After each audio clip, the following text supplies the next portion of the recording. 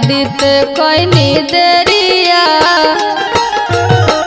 काहेला आदित कोइनी देरिया, भइले अरघिया के बेरिया। काहेला आदित कोइनी देरिया, भइले अरघिया के बेरिया। भइले अरघिया के बेरिया देव, भइले अरघिया के बेरिया देव।